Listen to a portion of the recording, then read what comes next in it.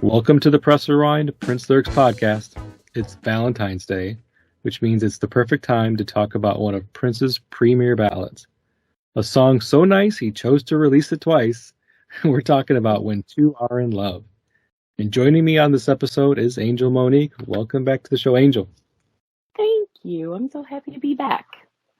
I'm glad to have you a lot. I mean, you've offered a lot of really good insight to the songs we've recorded this far, and I've really valued your perspective on songs like Ballad of Dorothy Parker and what was it that we did before? Oh, we did a song off of the Black Album too. Rock Hard and Funky Place. That was a fun one. How do I keep winding up on these episodes with these songs? They're your choice, so you have yes, nobody right. but yourself. Nobody but me. I'm feeling like I can just put my feet on the couch now because I'm at home at this point. Yep, this is in your lane. This is your lane yes. for sure. And so When Two Are in Love is a song that technically is on the Black Album, but it was first released to the general public, those of us who weren't deep into the bootlegs or really even had access to the Black Album at all for the first 6 months that it had been released, or almost released, I should say, because When Two Are in Love was a song that was actually the last song recorded for the Black Album in the fall of 1987. But then when Prince scrapped that project in December of that same year, this was the only song that he plucked from that track listing to place on his replacement album, Lovesexy, which then came out, in the spring of 88. So there must have been something about this song, and a lot of times Prince's last song that he records for whatever album he's making at the time tends to be kind of like his baby. Like that's the one that has has the most recent vision, it has the most recent sound. It has a recency bias, as I like to call it. A song that is near and dear to his heart and soul than maybe a song he recorded 9 months prior. Yeah. So that's what kind of When Two Are in Love feels to me like. It never, I wouldn't say it didn't fit on the Black Album, but when you look at it thematically and you had to decide which one of these doesn't belong, I think When Two Are in Love would probably be the one that most would identify as the outlier on the Black Album track listing. But it fits right in on Lovesexy based off of the content, based off of the lyrics, based off of the sound. It's just a really nice ballad. So Angel, what are your thoughts on the song in general? Do you like this song? Is it a song that you go back to? Do you think it fits better on Lovesexy versus the Black Album? Let me know your thoughts. I think it definitely fits better on Lovesexy. So I mean, so much even from the segue from Lovesexy and that little drum, and then we move right into the song. So yeah, I think it definitely fits better on this one than the Black Album. I feel about this one almost about the way that I feel about the Ballad of Dorothy Parker. And I remember when I first waiting for the Lovesexy album to come out, and we had Blockbuster Music.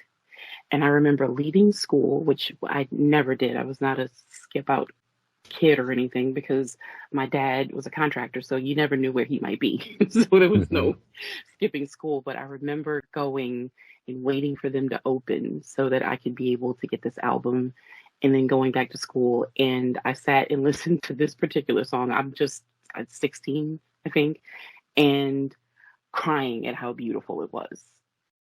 It made that kind of an impact. I mean, I was just such a green, innocent kid, but it was just moving. Everything about it, the musicality of it was all just very moving to me. So it sits right up there with the Ballad of Dorothy Parker for me. And of course, as most people are like, how can you have a favorite song? I, of course, have said that the Ballad of Dorothy Parker is my favorite song, but this one ranks right close up there for me. Very nice. Yeah, I mean, it's Yeah. a great song. I can see that. Yeah. I've heard people say it's like maybe Prince's last great 80s ballad. I mean, Scandalous is on Batman, so that's Yeah. a debatable comment to make in general. Definitely. But in 1988, this fits in line with a lot of the great ballads that he'd been releasing up to this point from the various albums. Off of Sign of the Times, you had a couple of great ballads with Forever in My Life and Adore. Yeah. Yeah, I mean, it's hard to beat that. I would go as far as saying that I think that it's probably one of his greatest ballads. Yeah. Like ranking up there pretty high on the list. He must have thought so too, considering that he felt it was worthy to throw a lifeline to this song to include it on it. Because, in 1988, he had no intentions of releasing the Black Album. Right. Right? I mean, like, it eventually came out in 1994, but that's not, I don't think he, could predict that, that he was going to be in a contract dispute with Warner Brothers and just, agreed to throw out this album, the Black Album, just to pad the need for additional releases to get out of his contract. Right. So I think his thought was in early 1988, before Lovesexy was released and he was configuring it, this is the song we're saving. There's nothing dark or evil or negative about it, which is some of the things that some of his gripes against his own music, the Black Album. Yeah. And so it was, in his mind, a salvageable track, and one, again, that could be tossed onto an album that's 180-degree difference in theme from the Black Album, and easily, and just fit right in, it belonged there all along. Yeah. Definitely. We went from dark to light. Yeah, and there's really nothing about this song that would indicate darkness that I can for sure perceive. So if somebody else has a different opinion about the song that could find some darkness in here, I'd be interested to hear that. But I just don't see it in listening to it in the music. I don't get that sense from the lyrics either. So right. Let's see. What another interesting thing about When Two Are in Love, again, a year later, even though he had moved on to the Batman soundtrack, he threw this song on as a B-side. The Scandalous. Scandalous, yeah. Yeah, so he was like, this song is dope, man. I need to... I never released it as a single from Lovesexy, so let's get some more listeners. Let's get some more ears on it. Lovesexy wasn't a huge seller, not compared to some of his previous albums in the 80s. It didn't sell the big numbers like Parade or Sign of the Times or Purple Rain or 1999, so... what's another opportunity to get this song out there, to make people aware of it? I'll put it on a B-side to a song from a very successful, financially and sales-wise, the Batman soundtrack. So, yeah, he really must have liked this song. He did. He carried it a while. So it's been special to him. Yep, and it's like this was pretty much a solo Prince recording, like pretty much most of the Black Album was, with the exception of some vocals and some horns. But this is a pretty bare bone. I wouldn't say bare bones, but it's definitely not an elaborate band song. You don't hear a lot of big band moments in here. There's not. The vocals are very. Prince's vocals are very kind of concise, and he sings them quietly, whispers at times in his falsetto. He uses falsetto here. The chorus is an epic chorus for what it is, but it doesn't involve a lot of multi-layered and multi-tracked vocals from, his own vocals, but he doesn't add a party atmosphere like he does in some songs. His ballads tend to be more in line with how When Two Are in Love is recorded. Party songs, dance songs, up-tempo numbers. He will often incorporate, at least in this time of his career, incorporate his band members to help him out to get that big band feel and make it feel larger than life. But these ballads, they don't need to be like they're supposed to be intimate, right? I mean, they're supposed to have an intimacy to them that he really only just needs himself to. Yeah, they're all stripped down. To convey it. Mm-hmm. Yeah. This fits right in with that. It's very stripped down. Yeah, definitely.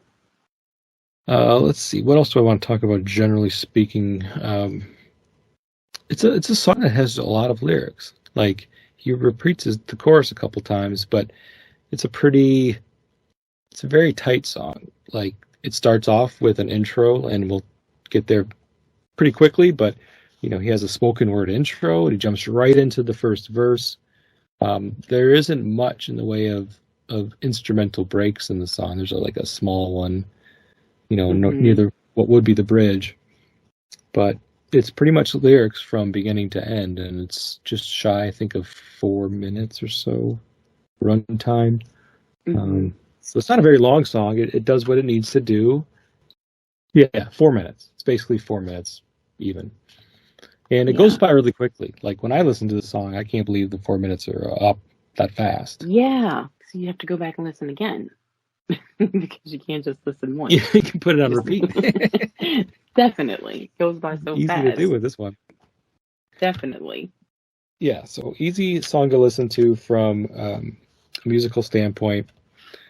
It's got, so the theme, and we'll get to this pretty soon, but it seems to just come across to me as just a general ballad, like a love ballad. Mm-hmm.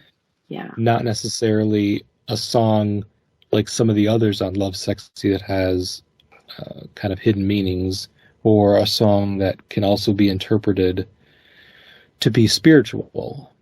I guess there's spiritual themes in the song when you talk about some of the lyrics talking about water and bathing, and we'll get into that very soon. Yes. But part of me wonders if that's just his way of kind of tackling the love part of Lovesexy.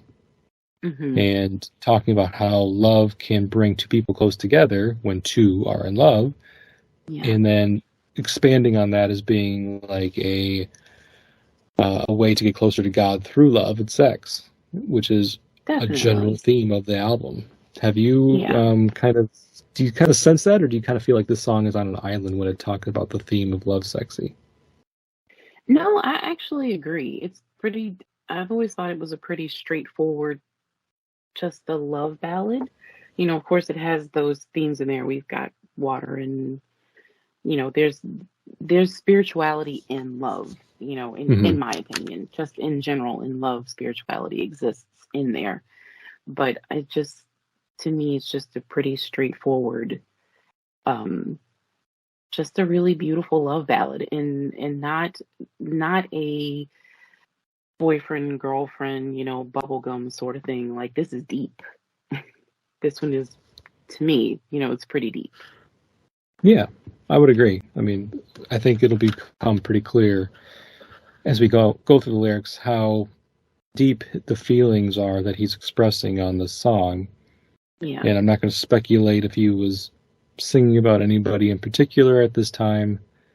It's not really relevant, I think. It's just kind of talks again, like in the track listing, this comes right after Lovesexy, the song Lovesexy.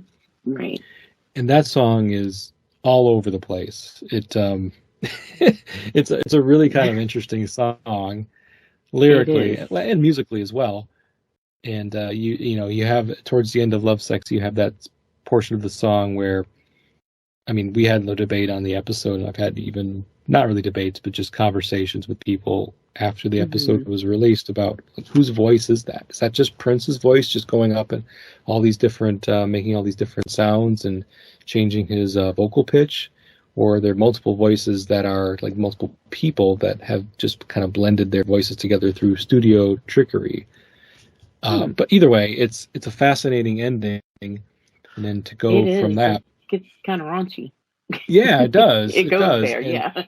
And this song, I wouldn't say gets raunchy, but it certainly gets erotic, and it certainly gets, like, especially in verse 3, there are lines in there that are very pointedly talking about sexual intercourse, and Yeah. there's no like question about it. There's no like, well, you know, are we reading too much? No, it's he makes it very clear like what he's talking Yeah. about there. For sure. Yeah. But that's a verse 3 thing for him. He likes to throw us wrenches in verse 3s, it seems to be. Every time. Yeah. Yeah. That's where the wrench comes in it. He'll start off very chaste and sweet, and then as the song progresses, it gets a little raunchier, but it never reaches that like, oh my gosh, turn it off, my kids are around, raunchiness that some Prince songs get.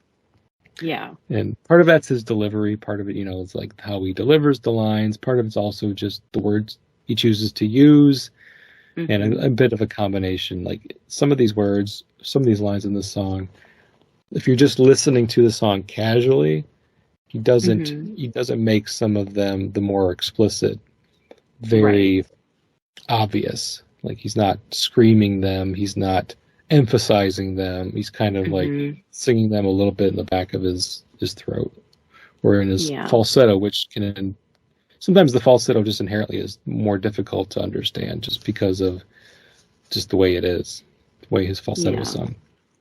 For sure. Yeah. It's just poetic. It's beautifully poetic.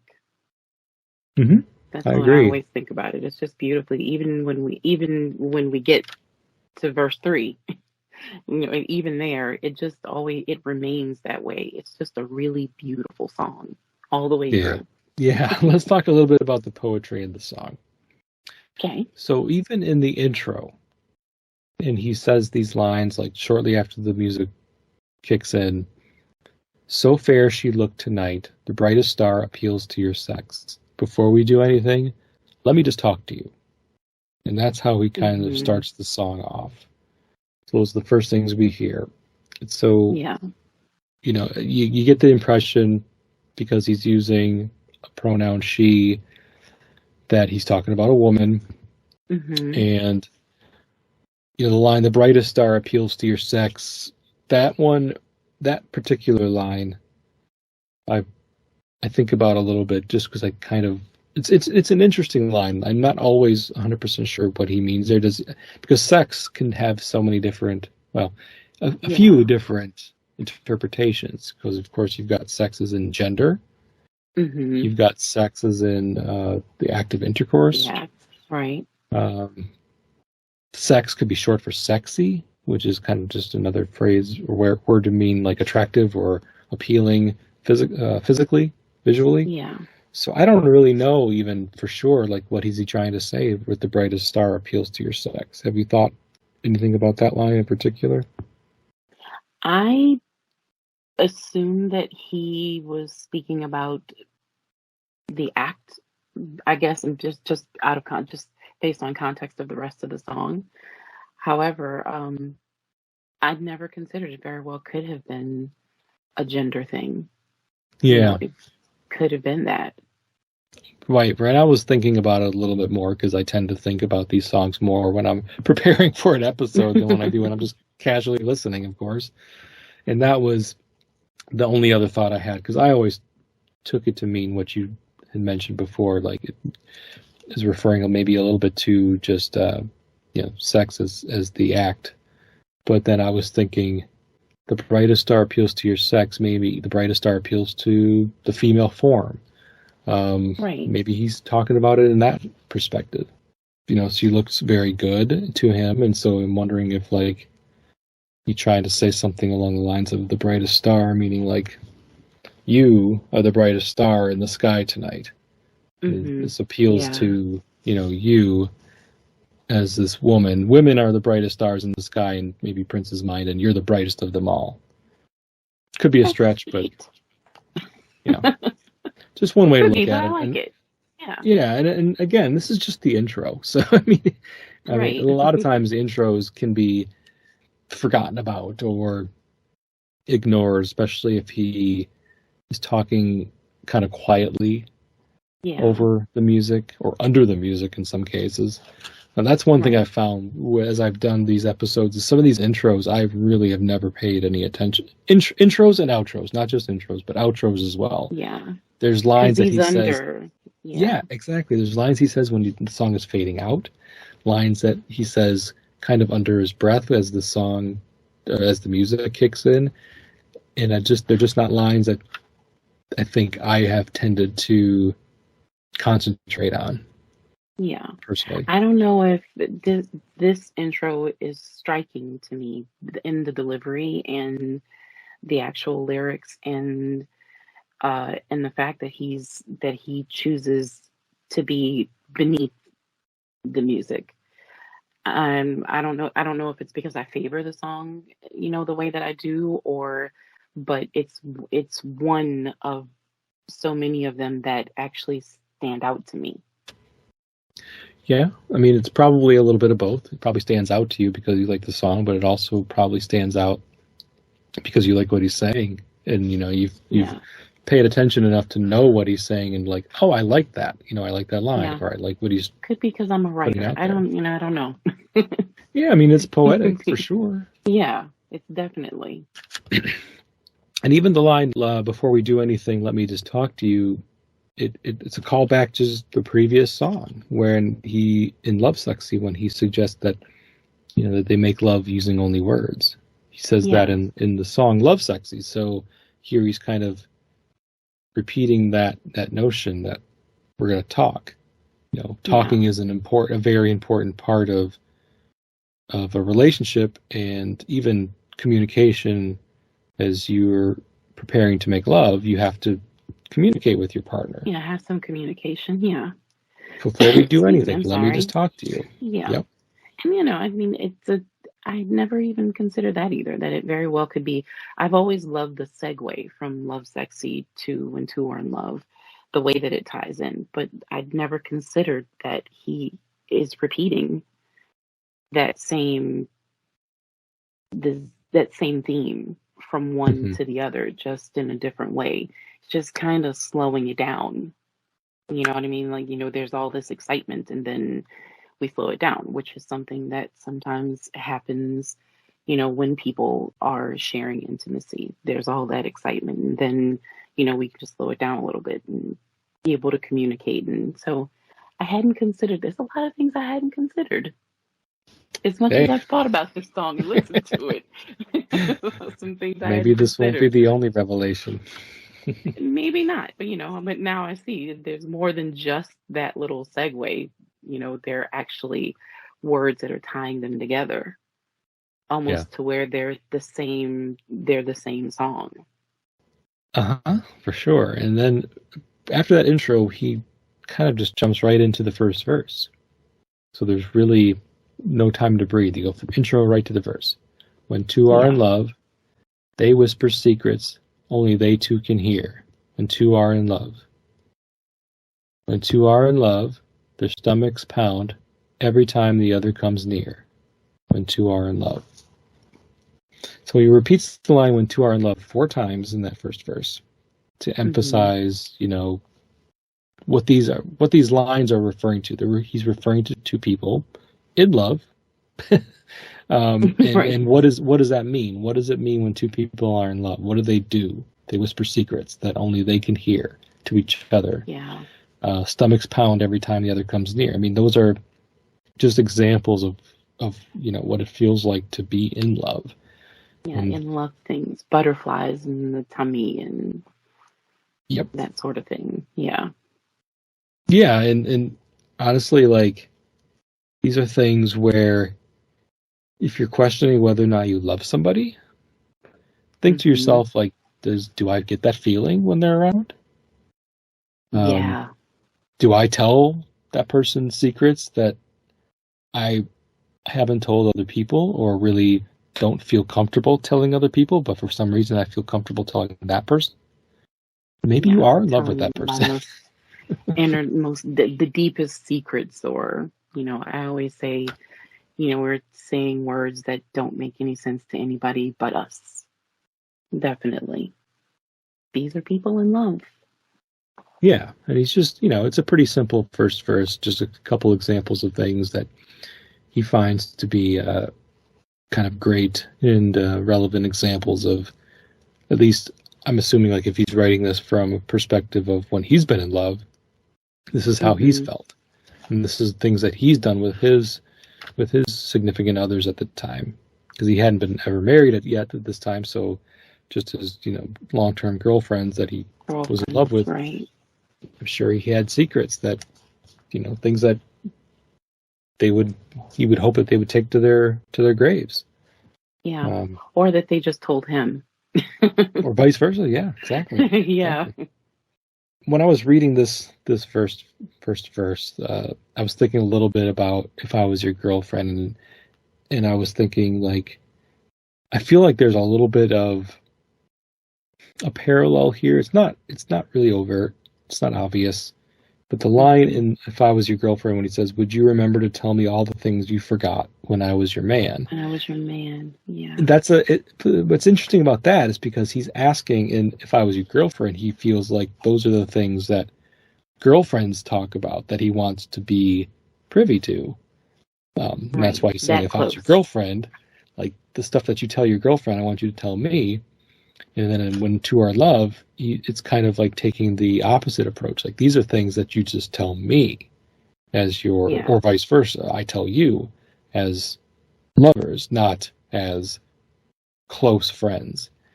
Right. So I just found it interesting. It's like kind of the same concept, but it's taking a different angle. Like, he's looking at it from a different perspective. He still wants that.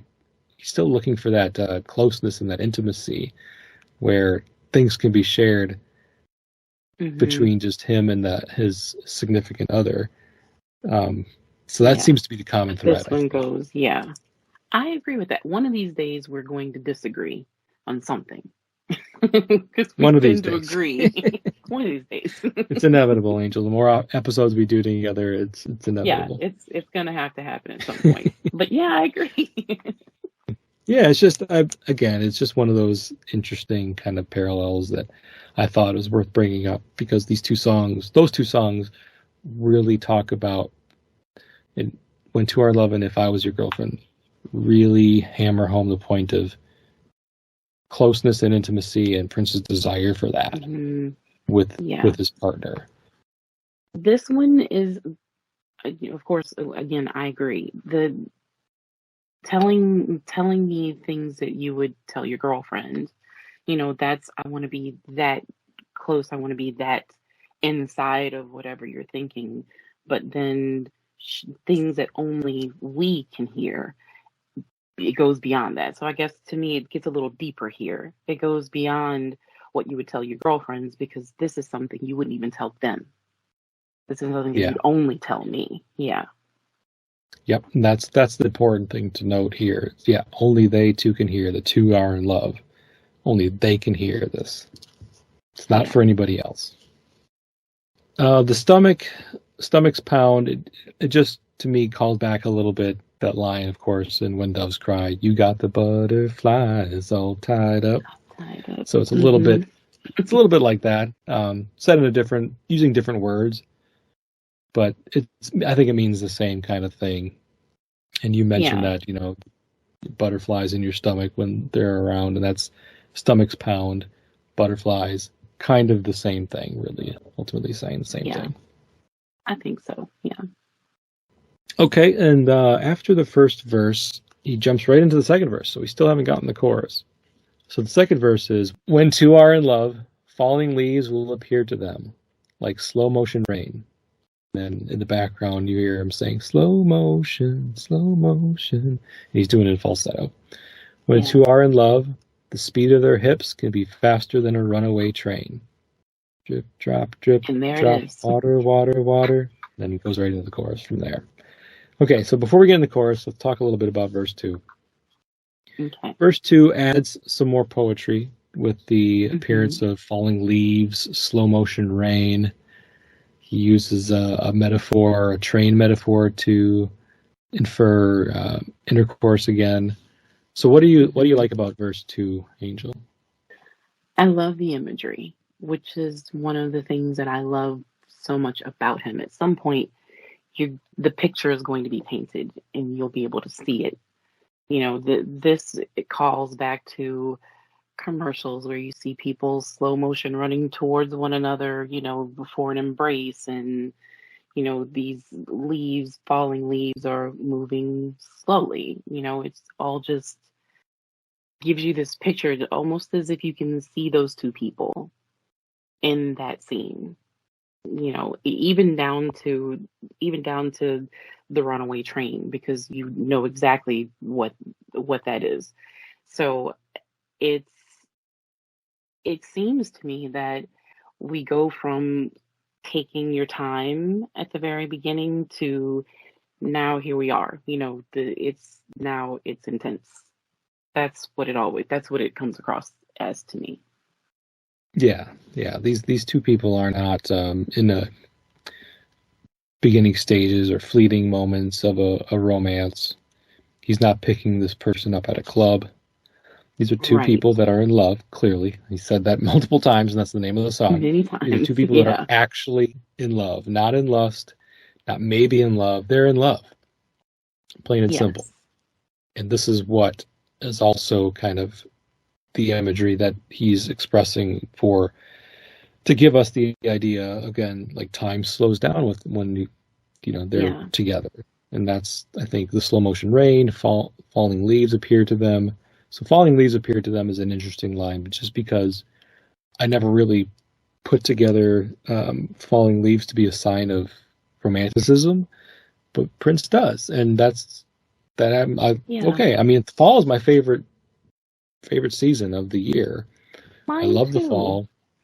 That's cool. See, I don't know, Angel. Maybe we won't disagree on something at any time soon. It might be a good thing. I could be the one that you don't disagree with ever. I just love the fall. And, growing up in Minnesota like Prince did, fall is the time for falling leaves. And it's just a very beautiful time with the leaves changing in the fall and then watching them fall. You envision him taking walks with his significant other, with his girlfriend, and just having that beautiful moment in nature, I guess, is what I get out of that. Falling, part of the reason I love fall is because I think it is the most romantic season. So falling leaves to me is imagery of, or, it is a meaning of what is romantic, what is sweet, people in love. Coming from New Orleans, that is not something that I am accustomed to seeing. We don't get really falling leaves. We don't get changing leaves. I lived in Georgia for 8 years, so that was where I was able to at least be able to actually see all the seasons happen. So, but where I am, it could be nothing but a romantic thing for me, because it is not something that we really get to see. But it's always, fall is just, I always say it's cuddle buddy weather. That's fall for me. So it's just romantic. So, it all ties for me for people that are in love. And time slowing down is another one of those things, the butterflies and the secrets, and time slows down when you're with that person, or time suspends, when you're with that person. Yep. I think that's more or less what, in my opinion, what he's trying to convey here in this second verse, even though he talks about the speed of the hips can be faster. So now he's, giving us a different visual, starting off with the romantic fall imagery and rain to now. But again, I think some people who are very familiar with Purple Rain movie, familiar with Raspberry Beret, he's done that before, where rain can be also used as an erotic imagery.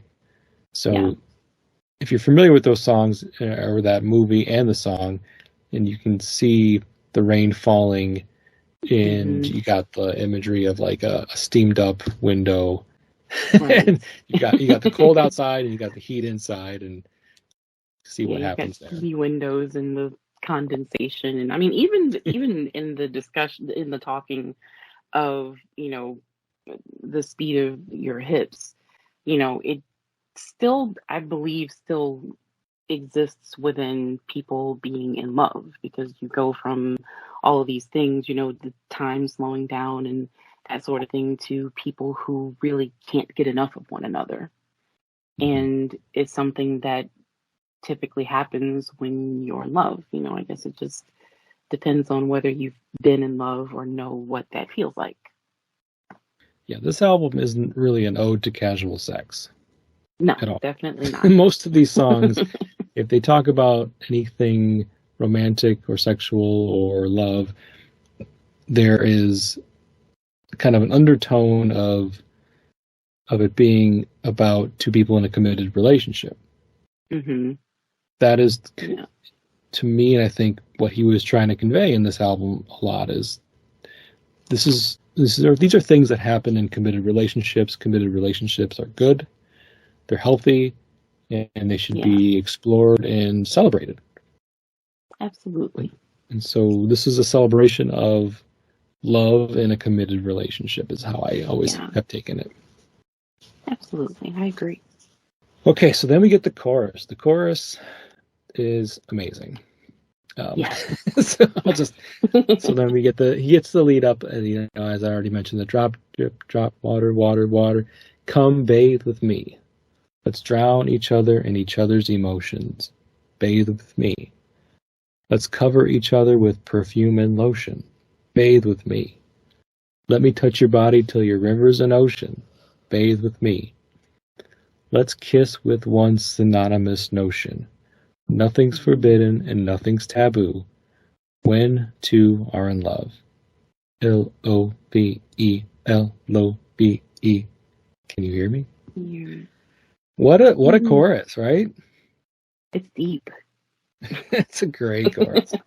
I think if it wasn't for this chorus, I probably wouldn't like the song nearly as much. The chorus is what does it for me, personally. That's really, that's what pulls you in. I mean, I love the poetry of the lyrics, but this chorus that's the one. And here we are with water once again. Water. Okay, let's talk about water. Can't avoid it in the song. Water. Yes. All right. So I just started obviously water, as I alluded to towards the beginning of the episode, can have spiritual meanings when you're talking about baptism or cleansing of somebody's soul. Just cleansing of a person in general can be considered a very spiritual act. But it's also a very erotic act. It's something that's requires intimacy. People who aren't comfortable being around each other that much are not willing to get completely 100% naked and going into a shower or into a bathtub together. I mean, it's just something that you do when you're very comfortable with somebody else, that you can completely let go of inhibitions and just be literally exposed to them. Yeah. So it's a great metaphor for intimacy. It's a great metaphor, of course, for salvation or cleansing of sins if you're taking a spiritual angle. But I don't really get it as much in this song. I get it more to be just a really intimate act, and that's what is happening here in When Two Are in Love. That's I guess my take on the water metaphors here. Yeah, I think it's being willing to be vulnerable in a way that you might not be if it was casual, or if it were just love and not in love. There's something that's especially intimate about bathing together, or someone bathing another person. It just seems like as we go along, as the song moves along, things just get a little more intimate. And then we get to this chorus, and I don't know that you could get any more intimate than this part. Even the, covering each other with perfume and lotion, it's just really beautiful. Yeah, covering each other. So a lot of people, they apply their own lotion and their own perfume to their bodies. Right. They don't ask for help there often, and it's just something that you just do yourself. But Prince is like, you know what? I'm going to do that for you. This is Yes. something that we can do together. Or even just bathing each other. Like, that's taking, the bar of soap or whatever soap that you're using, liquid soap, and washing the other person. That's something like, quite an act of love. It is. It is. You have to really care about that person to take that time and perform that level of detail, because the other person's expecting you to clean them. If you say, I'm going to clean you, you can't just like take a rag and swipe across their shoulders and just be done with it. Like, no, that's not cleaning. you got to really clean, right? That's what they're saying. Whole body. That's what Prince is saying. Do the whole thing. Yeah. You got to really get in the cracks and crevices, so to speak. Absolutely. That's so appropriate. Yeah. So let's talk about the water and Prince's, I guess, I would say obsession, but certainly something that he called back many times in the past, and he would in the future. We don't necessarily need to talk about future instances because I'm not there in his discography, but he didn't just stop one day and I'm done talking about bathing. I'm done talking about water and cleaning each other. But if you just take a look back from prior to 1988, some of the ones that I came up with, and I'll let you jump into and take some as well, because there's so many, right? There's so many examples. One of the most famous examples, of course, would be in Purple Rain. I only want to see you bathing in the purple rain. Well, that's one that just about everybody knows. The music video for When Doves Cry, Prince crawls out of a bathtub. Yes. That's an iconic image that we get of Prince and bathing or, water, showering water. Let's see, what's another one? One we did together, Ballad of Dorothy Parker, of course. Right. Kind of cute. Want to take a bath? I'll take a bath with his pants on, because he wasn't quite there yet. They weren't quite there in the intimacy scale. Do you have any other examples that you want to cite? Something in the water does not compute. There's another water. Yep. Water right there in the title. Water thing. Yeah. Gosh, there's so many of them. It's almost like there's so many until I can't even land on one. But there's so many. I wish that we could be able to say, hey, what was the deal with that? That's what you always. I wish we could be able to ask the question that he was still here to say, why was that such a central theme in everything? Was it for the sake of cleansing? Because he was always working towards being better, especially once salvation came into the picture, so is it that, is it, I don't know if it's just a spiritual thing, was it always that for him? I don't know. Yeah. It's a question that I don't think will ever get answered, but it's certainly one that many people at this point who are familiar with his entire catalog of music, it's a theme. It's just a theme, Prince and bathing. It's a big deal to him. It's a big deal. Computer Blue, is the water warm enough? Yes. Purify yourself in the waters of Lake Minnetonka. That's basically saying baptize yourself. Yeah. Even in some of his lesser known songs, like a song that was unreleased for many years until the 2010s, Extra Lovable. Don't you want to take a bath with me? Yeah. Girl, in the B-side Girl from the Around the World in a Day era. If I was anything, I'd be the water in your bath. Yeah. On the Purple Rain tour, he had a prop bathtub. A whole bathtub, yes. And he asked the crowd if they wanted to take a bath with him.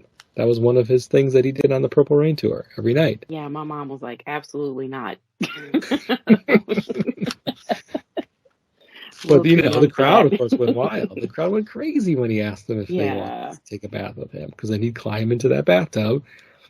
Yeah. And it was an interesting and memorable part of that tour. Under the Cherry Moon movie, he's sitting in a bathtub talking He's in a tub. Yeah. to Mrs. Wellington and to Yeah. Several Mary. times he's in the bathtub. My favorite movie of his. Yeah, he likes the bathtubs. I think it's Yeah.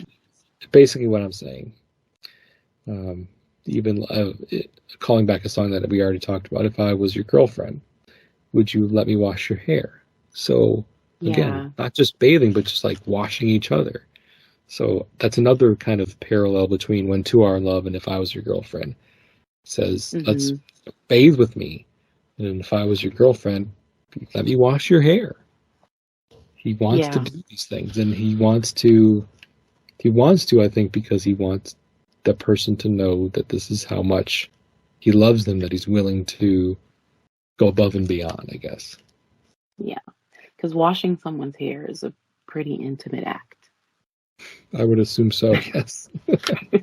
For anybody. Having someone, it's a pretty intimate act. Yeah. I don't think everybody just goes around doing that.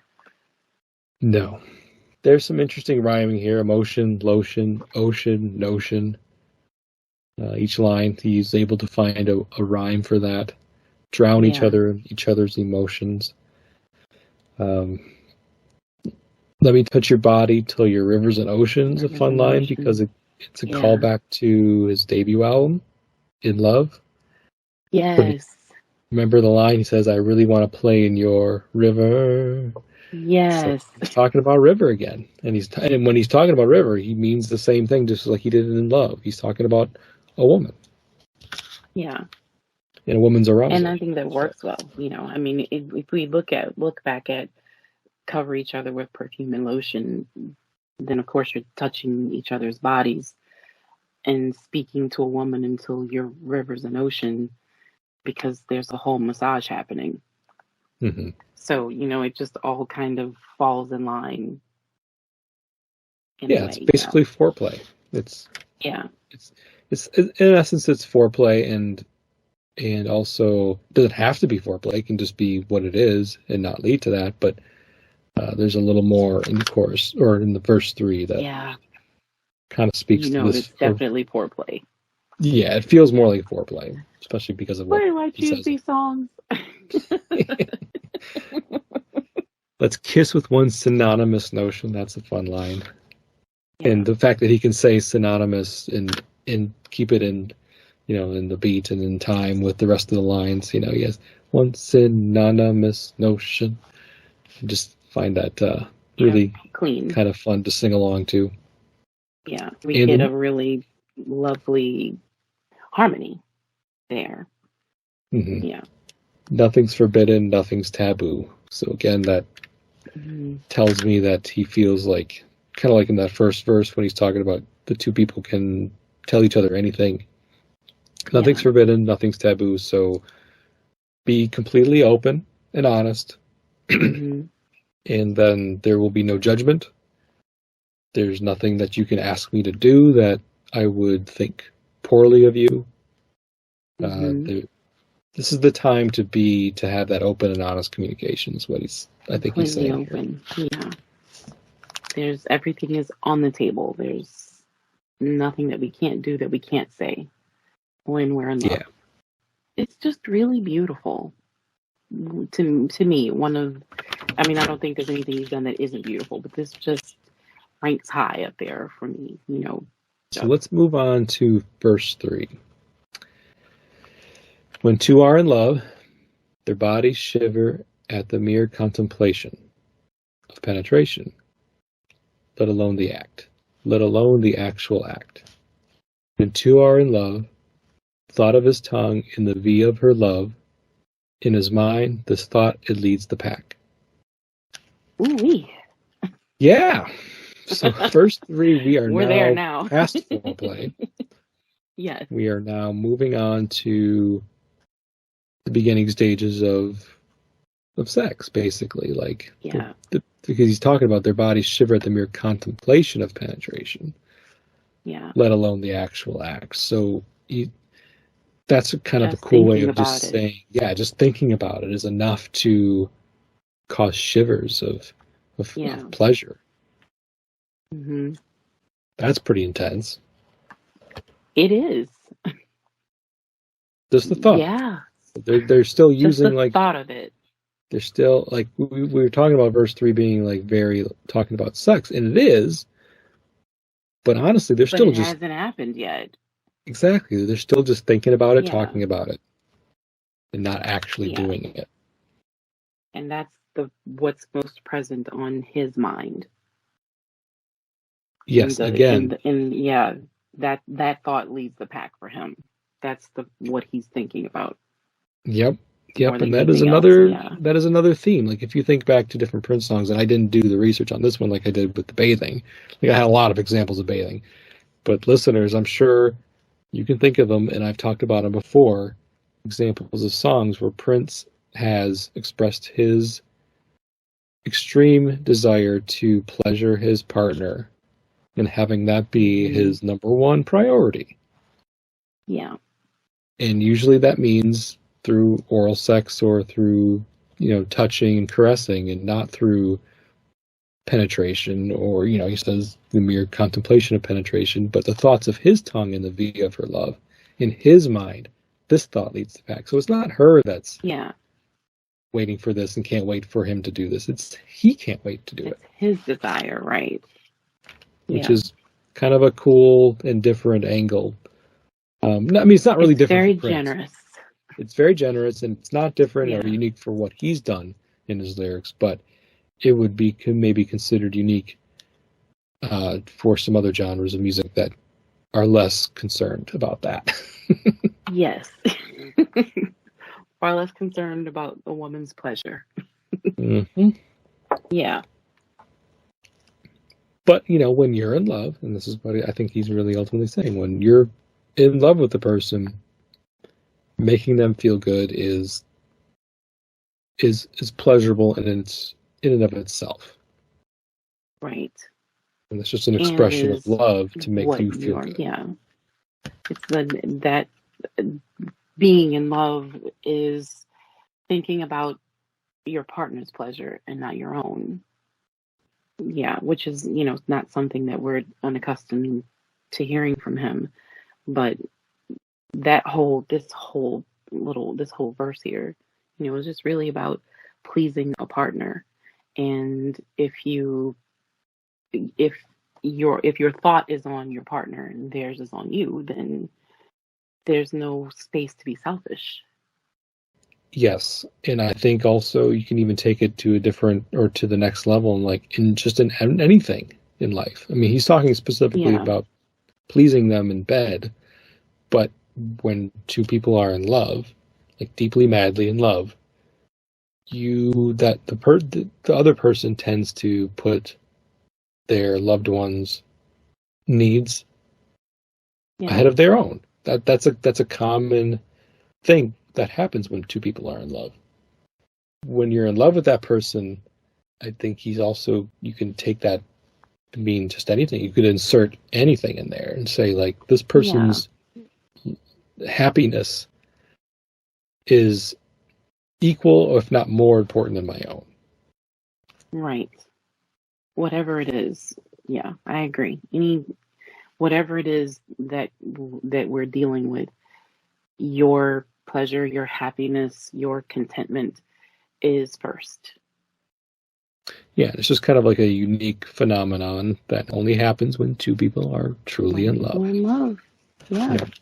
That's more or less what I think he's trying to say with the song. Is that there's just something that you cannot be beaten when there's something about it that makes it so special that it's one of the most enjoyable and unique experiences that human beings can have, is being in love.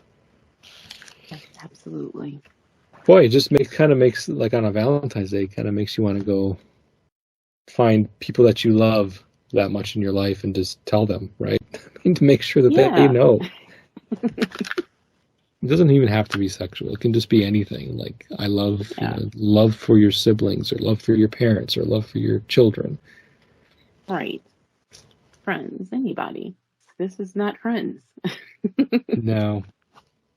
Can't apply all these to that kind of loves. But So romantic love is in the forefront of Prince's mind in the song, and he's did a really good job of, I think, including some good imagery, the poetry here, the lines about the falling leaves was really kind of nice. Yeah. The chorus again, because then he goes into the chorus after verse 3. It's the words are identical. He performs it, especially towards the end when he drags out that when two are in love. I'm not going to try to do that. Yeah. I'm not Prince, but I think you know what I'm talking about. We get that really beautiful falsetto up there. Yeah, he like ascends his vocal scale. Just goes higher and higher and higher and higher. And then the outro, he even says a couple of lines here. I don't think there's necessarily a lot of deep meaning in the lines that he says in the outro, but he says, "Hold me, just like that, don't move." Mm-hmm. And I don't know. I mean, to me, it's a little bit like the end of "Do Me, Baby." When he's telling his partner to hold him, he's so cold. Just kind of like holding each other in the the afterglow, I guess, or just afterglow. Yeah. Yeah, I mean that's kind of what I get from that. Yeah, definitely. I mean, we've got this really beautiful crescendo and modulation, and then we get right back down to there where he just gets really quiet again. Which signifies now it's we're kind of basking. In the afterglow of things. So we're just gonna be still and just don't move.